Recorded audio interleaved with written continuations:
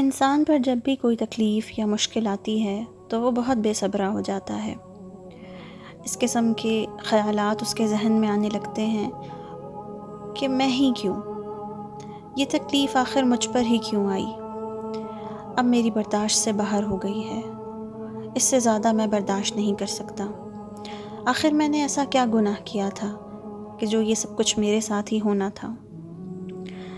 تو اس کے جواب میں اللہ سبحانہ و تعالیٰ قرآن پاک میں فرماتے ہیں کہ میں کسی بھی ذی روح پر اس کی ہمت اور طاقت سے زیادہ بوجھ نہیں ڈالتا۔ پھر انسان کہتا ہے کہ یا اللہ میں ہی کیوں، میری ہی زندگی میں اتنی مشکلیں، اتنی تکلیفیں کیوں ہیں؟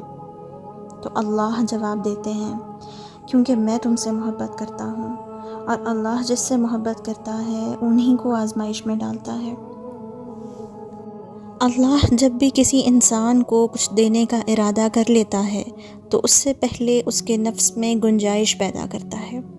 نفس کیونکہ بخل اور تنگی میں مبتلا ہوتا ہے، اس لیے اس پر دباؤ ڈالا جاتا ہے تاکہ اس میں وسعت اور کشادگی پیدا ہو سکے۔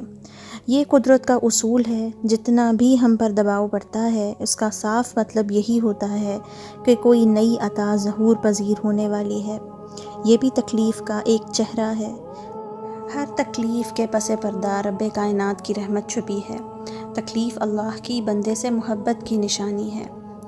تکلیف اور مصیبت اگر کوئی بری شے ہوتی تو انبیاء پر کبھی نہ آتی۔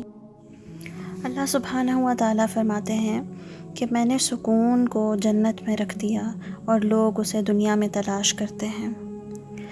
جنت وہ جگہ ہوگی جہاں ہم کبھی غمگین نہیں ہوں گے، ہم کبھی نہیں روئیں گے۔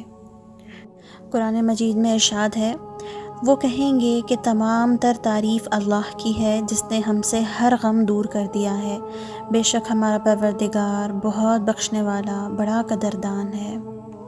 اے اللہ اپنے فضل سے ہمارا نام بھی اہل جنت میں لکھ دے، آمین ثم آمین یا رب العالمین۔